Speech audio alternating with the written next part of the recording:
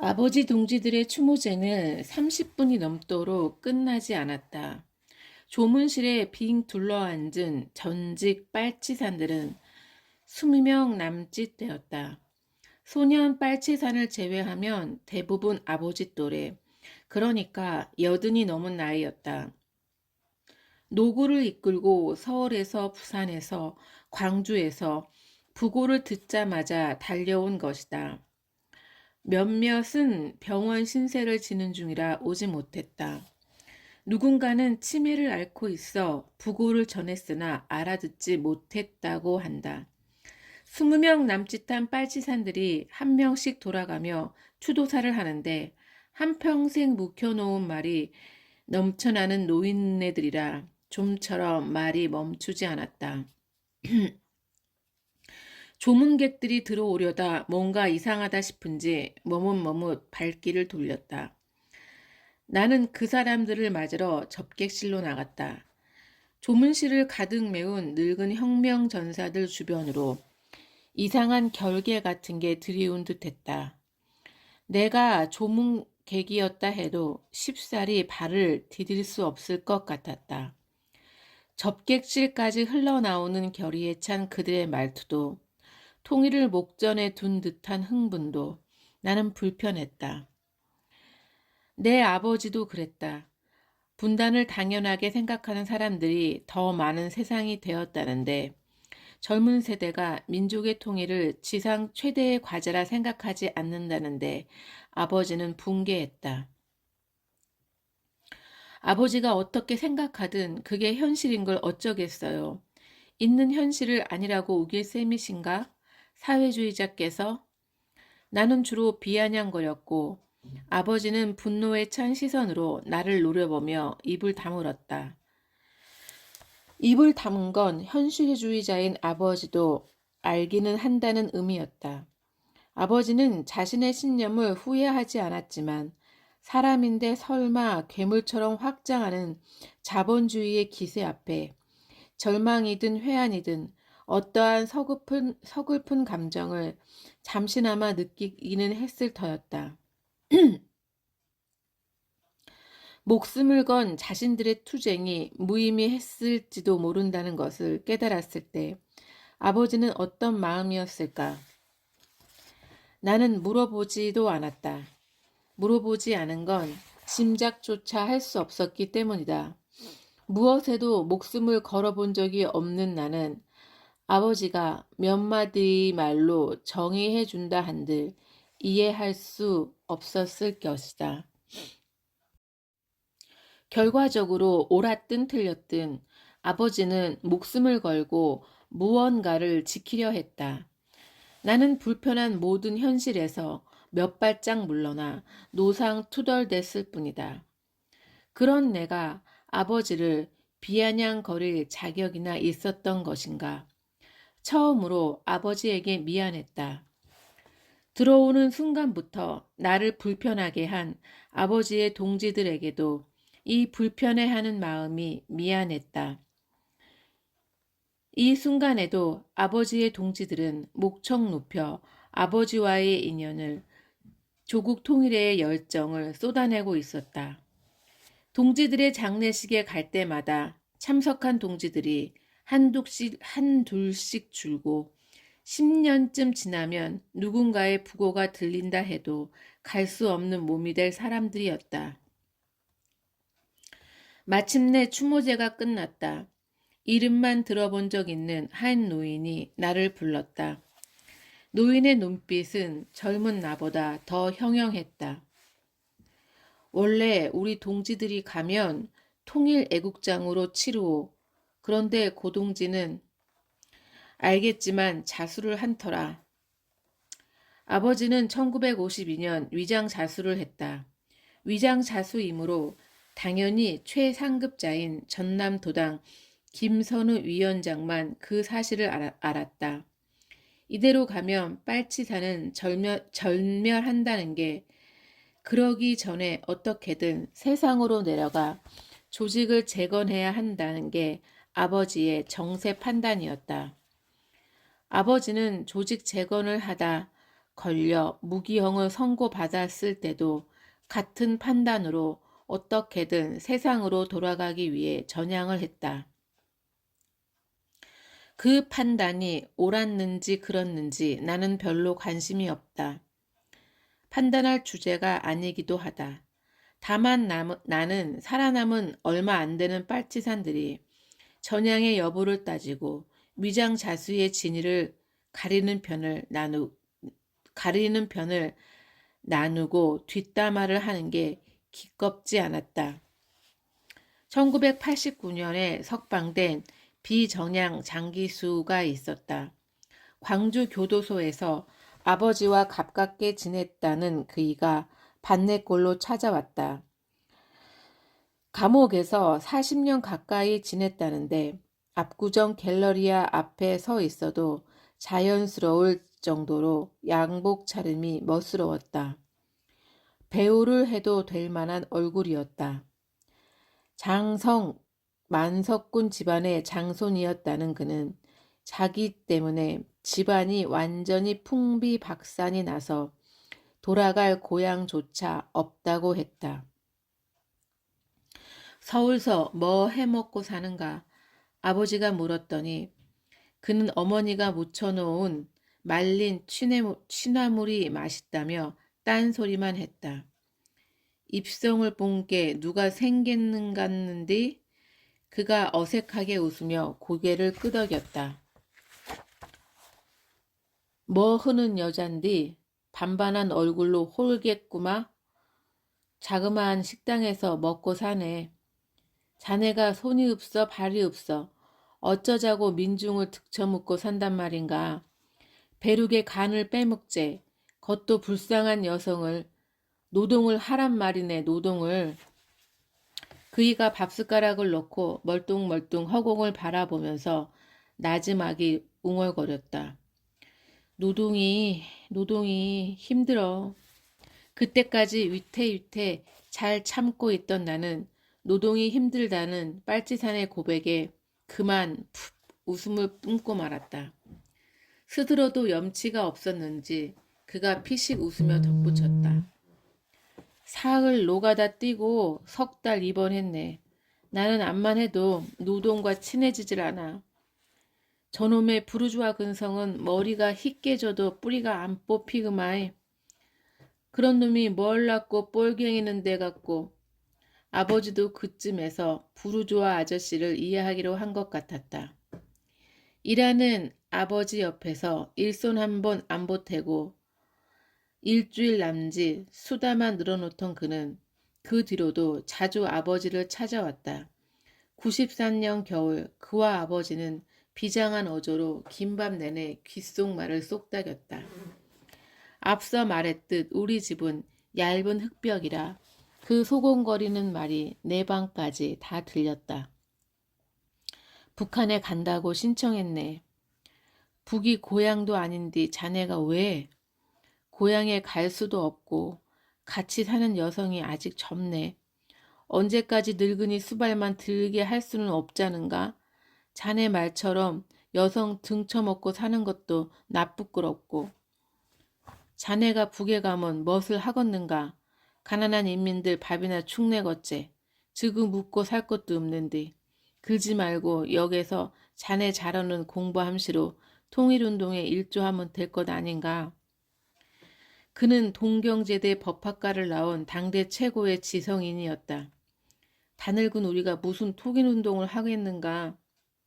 우리가 살아온 세월을 시상에 알리는 것도 통일운동이요. 젊은이들 지대로 크게 큰 쓴소리 하는 것도 통일운동이요. 달리 멋이 통일운동이란가? 한동안 말소리가 들리지 않았다. 벽을 사이에 두고 있지만 나는 두 사람의 표정과 숨소리까지 느낄 수 있을 것 같았다. 부르주아 빨치산이 옅은 한숨을 내쉬며 말했다. 이제 좀 대접받고 편안히 살고 싶네. 나는 자네처럼은 못 살겠어. 부르주아 운운이 나올 법도 하건만 아버지는 더는 뭐라 하지 않았다. 그래서 나는 생각했다. 나와 어머니가 아니라면 아버지도 북을 선택했을까? 거기서는 목숨 걸었던 자신들의 청춘을 인정받으며 살 수 있을까? 부르주아 빨치산이 또 한마디 거들었다. 나는 정말 노동이 싫어. 노동이 무서워. 그 말에 아버지가 폭소를 터뜨렸다. 북에 가거든 그런 말은 입 밖에 내지도 말소. 딱 인민재판감이구만. 부르주아 아저씨도 피식피식 웃었다. 그날 밤이 아버지와 그의 마지막 밤이었다. 아버지는 그날 이후 다시는 그를 볼 수 없었다. 살았는지 죽었는지 소식조차 듣지 못했다. 그가 살아있다 한들 아버지의 부고는 북에 있는 그에게 닿지 못할 것이다. 나는 그를 한 번 더 만났다. 어느 날 그가 내게 전화를 했다. 북으로 가기 전에 나에게 꼭 해줄 말이 있다는 것이었다. 내가 근처로 가겠다고 했더니 그는 기어이 우리 집에서 만나기를 고집했다. 잘 모르는 사람과 누추하고 비좁은 집에서 만나는 게 영 깨름칙했지만 잠깐이면 된다기에 어쩔 수 없이 집을 알려주었다. 그는 정말 잠깐 엉덩이만 붙였다 갔다. 내가 떠나기 전에 꼭 해줄 말이 있어서 보자고 했네. 자네 아버지가 위장자수한 건 알고 있지? 물론 알고 있었다. 아버지는 자신의 과오조차도 감추는 법이 없었다. 위장자수를 과오라고 생각하지도 않았지만 자네 아버지를 의심하면 안 되네. 위장자수니 당연히 아는 사람이 없네. 그러니 위장자수 아닌가? 김선우만 알렸지. 선우가 죽기 전에 아버지 얘기를 해줬네. 조직을 재건하면 나도 위장자수를 하라고 하대. 가서 자네 아버지랑 합류하라고. 멋모르는 사람이 아버지 욕을 할 수도 있겠지만 나만이 그 진실을 아네. 그러니 자네라도 아버지를 믿어줘야 해. 그는 아버지를 믿어야 한다며 내 손을 힘주어 잡았다. 설령 자수를 했다 하더라도 나는 아버지든 누구든 비난할 생각이 없었다. 살기 위해 자수한 것이 무슨 죄가 된단 말인가. 그러나 그의 생각은 달랐다. 전향을 하고 안 하고 자수를 하고 안 하고가 한 사람의 생 전체를 판단할 좌표와 같은 모양이었다. 그는 남한에서의 마지막 임무를 완수했다는 듯 홀가분한 얼굴로 나와 악수를 나눴다. 갈색 고르된 바지에 버버리 코트 차림이었다. 북한에 가서는 친하지 않은 노동을 멀리하고 대접받으며 살 수 있을까? 나는 그가 버버리 자락을 휘날리며 멀어지는 모습을 오래도록 지켜보았다. 건강하시라는 틀에 박힌 말 외에는 어떤 말도 나오지 않았다. 북으로 떠나는 그가 반드시 위장자수의 진실을 알려줘야 했듯 그것도 행여 누가 들을세라 아무도 없는 집안에서 아버지의 장례식에 참석한 이들에게도 아버지의 자수는 심각한 문제였다. 그건 고결한 혁명가로서 있을 수 없는 변절이고 전향서 한 장 때문에 몇십 년씩 감옥살이를 했던 자신들과는 어깨를 나란히 할 수 없는 중차대한 타락인 모양이었다. 나는 그들과 생각이 같지 않았으므로 대답하지 않았다. 노인이 나에게 종이 한 장을 건넸다. 거기에는 통일애국인사 고상욱 추모제라고 적혀 있었다. 아버지는 그들의 동지가 아니라 인사, 그러니까 함께 통일애국운동을 하기는 했던 어떤 사람에 불과한 것이었다. 그렇다고 프랭카드 하나 없이 그냥 보내드릴 수는 없으니 이 문구로 프랭카드를 몇 개 만들어 내걸도록 합시다. 어머니에게 여쭙다고 돌아선 건 딱히 그들에게 서운해서가 아니었다. 아버지의 고향에서 통일애국인사 고상욱이라는 프랭카드를 굳이 걸고 싶지 않았을 뿐이다. 상주 휴게실에 누워있던 어머니는 말을 듣자마자 힘겹게 일어나서는 손사래를 쳤다. 아이 안 된다. 느그 아베 땜시 육사 못 간 길수가 두 눈 멀쩡히 뜨고 살아있는디 고씨 집안에 넷이나 공무원인디 갸들 가슴에 또 못을 박자고야. 가는 마당에 멀라고 속 시끄럽게. 느그 큰어매가 무덤서 벌떡 일어날 일이다. 그냥 조용히 가시게 할란다고 해라. 어머니의 말을 전하자 노인의 눈에 노기가 서렸다. 민주화 된 지가 언젠데 그런 프랭카드 하나 못 건단 말인가. 무슨 일이 생기면 내가 책임질 터니 어머니께 다시 말해보시게. 무슨 일이 생길 리 없다는 건 나도 안다. 보수 정권 하긴 하지만 그런 프랭카드 하나 걸었다고 경찰이 오기야 하겠는가. 온다 한들 프랭카드나 떼겠지 뭘 더 하겠는가. 플랜카드 하나 붙였다고 철장에 가두는 세상은 진작에 끝났다. 암암리에 불이익을 줄 수야 있겠지만 시간 강사에게 불이익을 줘봤자였다. 그러나 노인은 겁이 나서 플랜카드를 걸지 않겠다는 말로 이해한 듯 했다. 그게 아니라고 구구절절 설명으로 노인의 노기를 가라앉혀야 하는 걸까. 조문객은 계속 몰려오고 난감한 찰나 낯익은 얼굴이 눈에 띄었다. 아버지 말년에 나보다 더 가까이 지냈던 윤학수라는 친구였다. 그는 나와 대학 동문이기도 했다. 몇 년 전부터 아버지는 나만 보면 물었다. 윤학수라고 아냐? 네 동문이라는디. 모른다고 해도 몇 번이고 또 물었다. 너에게 기어이 소개해야 할 만큼 마음에 드니 너도 알아두라는 뜻이라는 걸 나중에 알았다.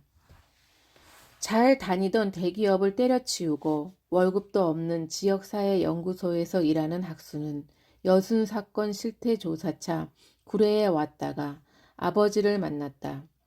그 뒤로 나이를 뛰어넘은 막역지우가 되었다. 어느 날 집에 갔더니 아버지 좋아하는 동태탕이 한솥이었다. 그런데 평소와 달리 살이 다 부스러져 먹기가 어려웠다. 동태탕이 왜 이래? 그께 말이다. 학수가 한 괴짝 갖고 왔는데 동태나 아니나 묵도 못할 것을 갖고 왔어야. 나중에 알고 보니 학수가 가져온 건 동태가 아니라 생태였다. 아버지가 겨우내 동태탕 드신다는 말을 듣고 어렵사리 구해온 것이었다.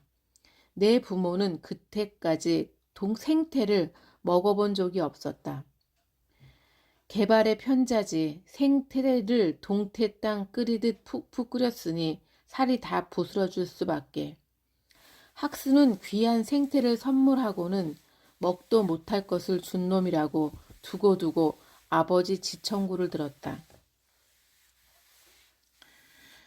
학수는 제 퇴직금을 털어 빨치산 다큐 찍는 감독과 어르신들을 모시고 제주도 여행을 가기도 했으니 나보다는 어르신과 더 친할 터였다. 조문하고 나온 학수를 붙잡고 그간의 사정을 말했다. 친아버지도 아니면서 내 아버지를 닮아 말수 적고 시답잖은 농 좋아하는 학수는 가타부타 묻지도 않았다. 나가 알아서 할라네. 자네 일 보소. 또 손님 오는구만. 아이고 동지들. 학수가 긴 다리로 성큼성큼 어르신들을 향해 걸어갔다. 뒷모습이 듬직했다. 저런 아들을 두었다면 아버지 가는 마음이 조금은 더 편했을까. 어린 시절 큰 고모는 내가 옆에 있는데도 어디 가서 아들을 하나 낳아오라며 자주 아버지를 들볶았다. 한기로 흘려듣던 아버지는 짜증이 난다 싶으면 나를 번쩍 들어 무등을 태웠다. 나는 요놈만 있으면 되라. 아들 필요 없단께. 징하게 말도 많소이. 아리야, 네가 아들 노릇거정 다 헐 거제? 초등학교 3학년이었지만 맑기 밝았던 나는 그참에 얄미운 고모부 약 올리는 것까지 잊지 않았다. 하모, 기동이는 이번에 30등 했던데?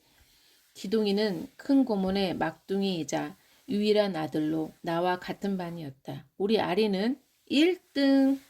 나보단 낫구만. 아버지가 소리내어 웃으며 마당을 빙 둘러 내달렸다. 새파란 하늘에 뭉게구름이 피어나고 있었다. 뭐가 그리 좋았는지 나는 아버지의 목 위에서 등허리가 흠뻑 젖도록 웃어젖혔다. 우물가에 핀 달큰한 치자꽃 향기에 숨이 막혔다. 아무 걱정 없이 행복했던 그런 날도 있었다. 이듬해 아버지는 감옥에 끌려갔고 나는 아버지를 잃었다. 그때의 나는 지금보다 더 불행했다. 광주 교도소에 있다는 걸 알았지만 만날 수 없는 아버지는 없는 것과 같았다. 몸 약한 어머니를 대신해 온몸으로 놀아주던 아버지를 잃고 나는 세상 전부를 잃은 느낌이었다. 그때 잃은 아버지를 어쩌면 나는 지금까지도 되찾지 못한 게 아닐까? 아버지를 영원히 잃은 지금 어쩐지 뭔가가 억울하기도 한 것 같았다. 화환을 보낸 국회의원과는 어떤 관계인가? 정교수인가 강사인가? 이 많은 조문객이 다 네 손님인가? 취조와 다를 바 없는 노빨치산들의 질문 공세를 받느라 나는 식은땀을 흘리는 중이었다.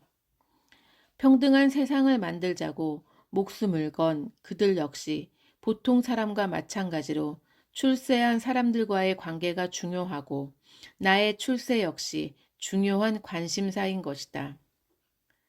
나는 조소 또한 식은땀과 함께 흘려보냈다. 아버지도 그랬다. 내가 박사 학위를 받았을 때, 시답자는 학술서 한 권을 출판했을 때, 아버지는 내 앞에서는 아무 말도 하지 않았다. 박사 논문과 책을 20권이나 보내달라 했을 뿐이다. 아무도 읽지 않을 그 책을 동네방네 돌리고 거하게 술터까지 냈다는 것을 뒤에야 어머니에게 들었다. 사회주의자라면 농민 자식, 노동자 자식을 자랑 삼아야 되는 것 아닌가. 박사라고 좋아하기는 이러니 사회주의자가 망했지. 뭐 그런 정도의 생각을 하면서 나는 기계가 조금도 꺾이지 않은 혁명가처럼 지리산을 바라보며 담배를 태우는 아버지를 내심 비아냥거렸다. 빨치산들의 관심으로부터 도망칠 궁리를 하는 와중 누군가 문을 살짝 열고 고개만 빼꼼 들이밀어 안을 살폈다. 체구가 작은 데다 허리까지 굽어 아이처럼 보이는 노인이었다. 날씨 익었다. 저희를 만난 건 몇 년 전 어머니를 모시고 병원에 가는 길이었다. 오랫동안 척추 협착증을 앓은 어머니는 통증이 점점 심해져 누울 수도 앉을 수도 없는 지경에 이르렀다. 너무 늙어 수술하기도 어렵고 보다 못해 인터넷을 뒤졌더니 척추 신경을 마비시키는 시술이 가능했다. 시술은 일주일에 2번, 무려 12번이나 받아야 했다. 서너 번 정도 시술을 받았을 무렵이었다. 병원에서 멀지 않은 버스 정류장 평상에 앉아있던 작달막한 노인이 아른 척을 하며 어머니 손을 덥석 붙잡았다. 두 사람은 반갑게 안부를 묻고는 살아있으면 또 보자고 인사를 나눴다. 누군데? 너그 아버지 첫 번째 마누의 동생이여. 너는 본 적 없냐? 우리 집 족보는 이런 식이다. 아버지도 어머니도 재혼을 했다. 그 무렵 대부분이 그랬듯 둘 다 초혼은 중매 결혼이었다. 당시 마음에 둔 여자가 있던 아버지는 어른들끼리 잡은 결혼식 날 집안 어른들에게 끌려가 영문도 모른 채 결혼식을 올렸다. 결혼식이 다 끝나기도 전에 도망친 아버지는 다시는 집에 들어가지 않았다. 여자는 아버지가 입산을 하고 감옥에 가 있는 동안에도 홀로 기다렸다. 아버지는 면회조차 받아주지 않았다. 그래도 여자는 매주 찾아왔고 마침내 면회를 허락한 아버지는 창살 너머 여자가 손수건으로 눈물을 훔치는 동안 냉정하게 말했다. 인혁이나 나나 봉건 제도의 희상령이었을 뿐이요. 그러니 나 같은 건 잊어불고 좋은 사람과 새 출발하시오. 그게 두 사람의 끝이었다. 초등학교 5학년 때 아버지는 감옥에 있고 어머니는 농번기라 나를 큰 고모집에 맡겨둔 채 우리 논 면마지기가 있는 반내골로 들어갔다. 어느 날 고모집으로 낯선 여자가 찾아왔다. 마루에 앉아 나를 물끄러미 보던 여자가 하얀 가재 수건을 꺼내 눈물을 닦았다. 굽은 손으로 여자의 등을 쓸어내리며 한숨만 내쉬던 고모가 말했다. 자네같이 좋은 사람을 이리 내치고 천벌을 받은 것이네, 시방. 호랭이가 칵 씹어 물어갈 놈. 나는 호랭이가 칵 씹어 물어갈 놈이라는 게 바로 내 아버지임을 눈치챘다. 나를 바라보는 여자의 눈빛이 너무 처연해서였는지도 모르겠다. 나를 잡았구마요. 그 말이라도 이 짝에 전해야 할 것 같아서 왔어라. 잘 살란께 내 걱정은 말라고. 몸을 일으킨 여자가 바람 없는 날 떨어지는 벚꽃잎처럼 고요히 다가왔다. 그러고는 가만히 내 머리를 쓰다듬었다. 아버지를 빼박았다에. 아버지 닮은 아이라도 낳고 싶었는지 여자는 아버지를 보듯 나를 보았다. 깊고 그윽하고 다정하게. 그리고 무엇보다 서글프게. 오래도록 나를 바라본 여자는 허리춤에서 지갑을 꺼내 50환짜리 지폐 한 장을 기어이 쥐어주었다. 맑은 날이었고 마당에 고운 햇살이 가득했다. 여자가 미끄러지듯 그 햇살 속으로 들어섰고 나는 여자가 쥐어준 지폐를 마당에 집어 던졌다. 어쩐지 받아서는 안 되는 불길한 돈 같았다. 지폐가 소리도 없이 허공을 몇 번 맴돌아 햇살 사이로 착륙했다. 그때 그 여자의 동생이, 그러니까 한때는 아버지의 처제였던 양반이 자기 언니를 불행의 구렁텅이로 몰아넣은 형부의 현재 마누라와 반갑게 인사를 나누고 형부의 장례식까지 찾아온 것이다. 어머니는 누구보다 반갑게 아버지의 처제를 맞았다. 허리 때문에 다른 사람과는 나누지 않았던 맞절도 했다. 두 여자는 한동안 손을 맞잡은 채 말없이 서로를 바라보았다. 그들이 말없이 나누고 있는 마음이 어떤 것일지 나는 상상조차 되지 않았다. 고맙소이. 한참 만에야 어머니가 입을 열었다. 이리 가실 줄은 참말 몰랐구만이라. 며칠 전에 딸내미가 허는 슈퍼에서 봤을 적에만 해도 쌩쌩하셨는디요. 우리 집에서 가장 가까운 곳은 오거리 슈퍼였다. 그보다 멀게 분명한 옛 처제의 딸이 운영하는 슈퍼를 아버지는 일부러 찾아서 갔을 것이다. 구례라는 곳은 어쩌면 저런 기이하고 오랜 인연들이 거미줄처럼 촘촘하게 엮인 작은 감옥일지도 모른다.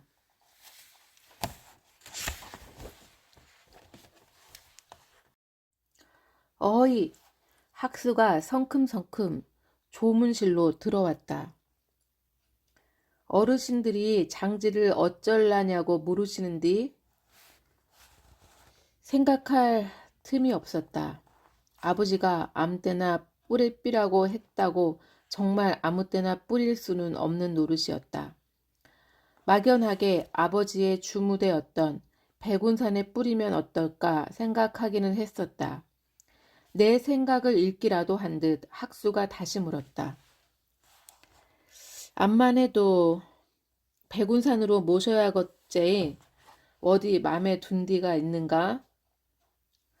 동네 뒷산이고 아버지에게 숱하게 듣긴 했으나 가본 적도 없는 산이었다. 마음에 둔 데가 있을 리 만무했다.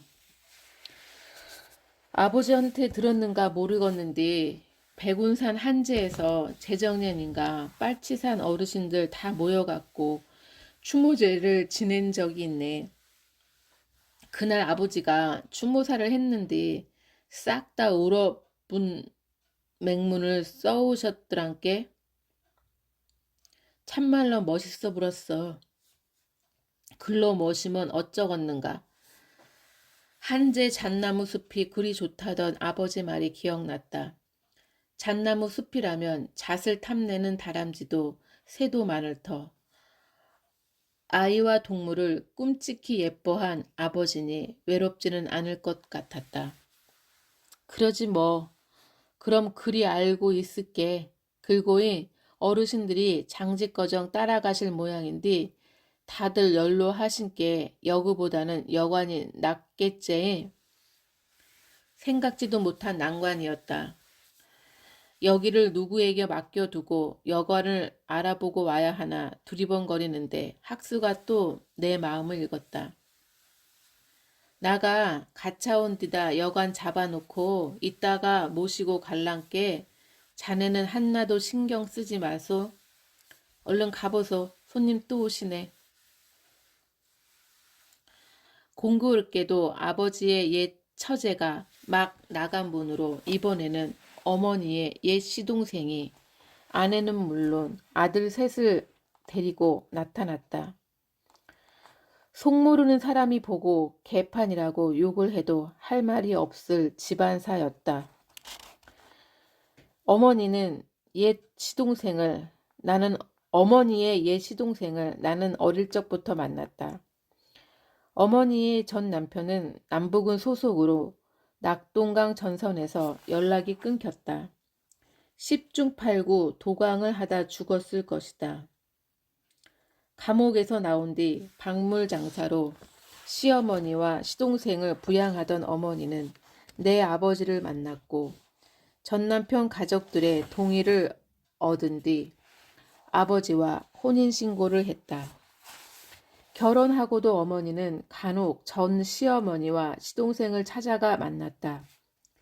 군인이었다는 큰 삼촌은 무뚝뚝해서 좀처럼 입을 여는 법이 없었지만 지갑은 잘도 열었다.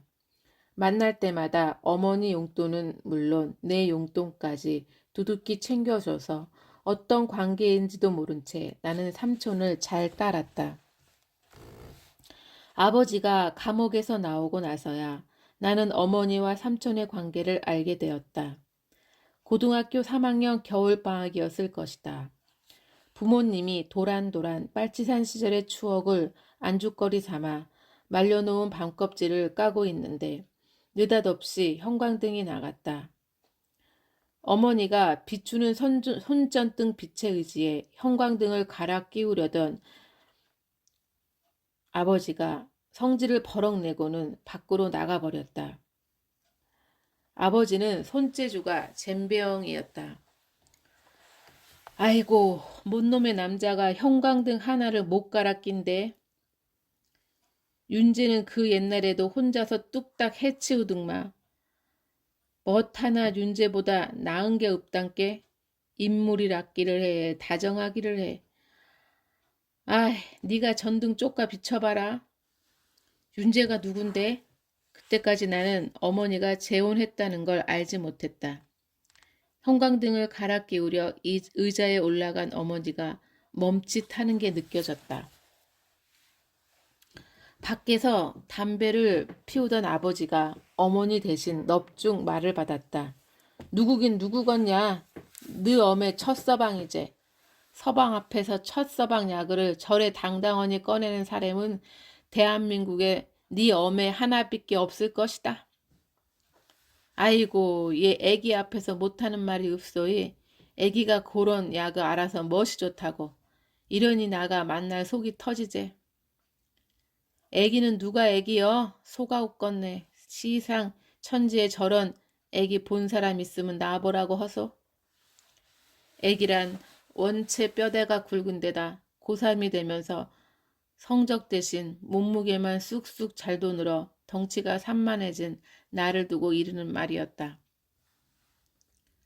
만담을 주고받듯 창호지 바른 방문을 사이에 두고 콩닥콩닥 신경정을 벌이고 있었지만 전남편 말하는 어머니에게도 나네의 전남편 칭찬 듣는 아버지에게서도 분노는 손끝만큼도 느껴지지 않았다.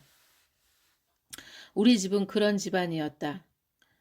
걸핏하면 어머니는 우리 윤재 했고 아버지는 윤재가 우리 윤재면 나는 너의 상욱이냐 농담으로 받아쳤다. 나는 그런 말을 꺼내는 어머니도 화를 내지 않는 아버지도 이해가 되지 않았다. 이 세상에 없는 사람이라 이런 농담이 가능한 것일까? 짐작해 보기도 했다. 아니면 죽은 동지가 아버지의 영혼으로 스며 둘이 하나가 된 것은 아닐까 싶은 적도 있었다. 아버지는 윤재의 절친한 동무이자 동지였다. 죽은 친구의 아내와 결혼해 살았던 아버지의 심리를 죽은 친구와 늘 비교당하면서도 화 한 번 내지 않았던 아버지의 심리를 나는 지금까지도 이해하지 못한다. 하기야 아버지는 화끈한 합리주의자이긴 했다.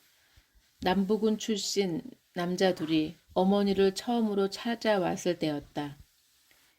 이태의 남부군이 나온 뒤 어찌어찌 서로의 연락처를 알게 된 것이다. 두 사람은 사는 형편이 팍팍하지 않은지 구례에서 제일 좋은 콘도의 방을 잡고 어머니를 불렀다. 아버지도 안면 정도는 있는 사이라 같이 나갔다. 두어 시간 회포를 푼 아버지가 벌떡 일어나며 도당은 빠질랑께 남부군끼리 좋은 밤 보내시오? 하고는 한밤중 기세 좋게 방을 나섰다. 겨울이었고 택시를 부르면 올 터이나 돈이 없었으므로 아버지는 화엄사에서 반내골까지 16km나 되는 길을 나에게까지 대물림한 음치의 솜씨로 태백산에 눈 나린다. 총을 들어라 출정이다. 그 옛날처럼 혁명가를 불러젖히며 걸어서 돌아왔다. 어쩌면 그 순간 아버지는 눈 내리는 백운산을 날아다니던 20살의 시절로 돌아간 기분이었을 것이다. 어머니의 옛 시동생 가족들이 아버지의 영정을 향해 절을 올리는 모습을 나는 어쩐지 처연한 마음으로 지켜보았다. 저들에게 내 아버지는 평생 함께 할 줄 알았던 형수를 빼앗아간 사람은 아닐 터였다. 형의 친구이고 동지였으며 운명이 조금만 달랐다면 형과 친구의 처지가 뒤바뀔 수도 있었다. 어쩌면 이건 어디에나 있을 우리네 아픈 현대사의 비극적 한 장면에 지나지 않을지도 모른다. 아버지가 대단한 것도 그렇다고 이상한 것도 아니다. 그저 현대사의 비극이 어떤 지점을 비틀어 뒤엉킨 사람들의 인연이 총출동한 흔하디 흔한 자리일 뿐이다. 어머니를 끌어안고 같이 흐느끼는 친구의 동생을, 아내의 전 시동생을 영종 속 아버지가 삿발뜨기 눈으로 보는 듯 아닌 듯 지켜보고 있었다. 너그 윤재 동상 본께 좋은가? 내 동상 볼 때게랑 영팡 다른디? 아버지가 그렇게 묻고 있는 것만 같았다.